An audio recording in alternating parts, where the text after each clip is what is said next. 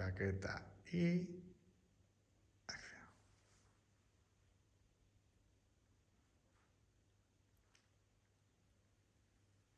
Mi opinión.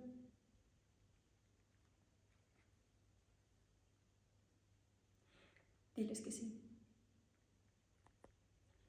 Es lo tuyo. Siempre has querido hacer esto. Que son 3 años. Puedo ir a verte en verano, en Navidad o en el Thanksgiving Day. ¿Sabes? Me acuerdo en el instituto que siempre estabas haciendo dibujos. Y un día te pillaron. ¿Te acuerdas? ¿Quién fue? ¿El de mates? ¿Fue en lengua? Sí, fue en clase de lengua. El profe levantó tus apuntes y nos dijo a todos: mirad cómo se desperdicia una vida. No sé cómo pudiste aguantar eso. ¿Y tus padres? Cuando se enteraron de que no estabas yendo a derecho. Tiene que ser duro que te dejen de hablar unos padres. La escuela del cómic no era un antro para fracasados. Yo lo sabía.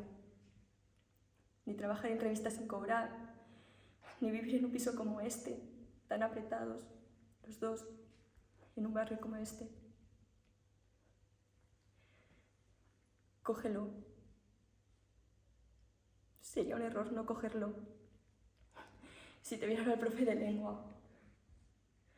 ¿Cómo se llamaba? Ni me acuerdo. ¿Se acordará él de tu nombre? ¿Saldrá tu nombre en los títulos de crédito? ¿Danos castaña a los dibujantes? Cógelo. No lo dudes. No cogerlo sería como no haberte apuntado a la escuela del cómic por no disgustar a tus padres. No lo hiciste entonces, no lo hagas ahora. Podré ir a verte. Cambiando unos cuantos turnos en el súper puedo reunir 5 días. ¿Será suficiente? No hay que pensar en nosotros cuando se persigue un sueño, Pedro. Un sueño es cualquier cosa que uno desea con el corazón. Ser abogado, ser dibujante o diseñadora de moda. No renuncies a tu sueño por otra persona. No lo hagas. Lo lamentarías. Ahora sonríes, pero acabarías llorando. Lo sé.